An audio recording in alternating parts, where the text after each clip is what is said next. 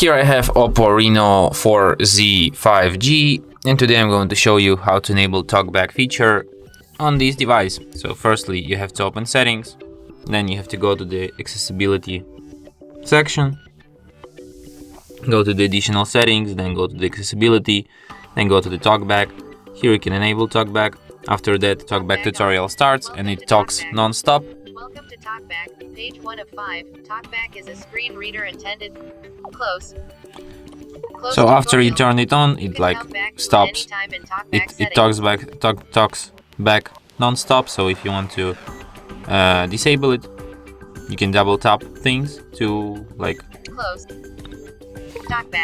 to interact with them. Stop. And that's how you can disable it. And that's it. Thanks for watching. If you find this tutorial useful, don't forget to hit that like button and subscribe to our channel.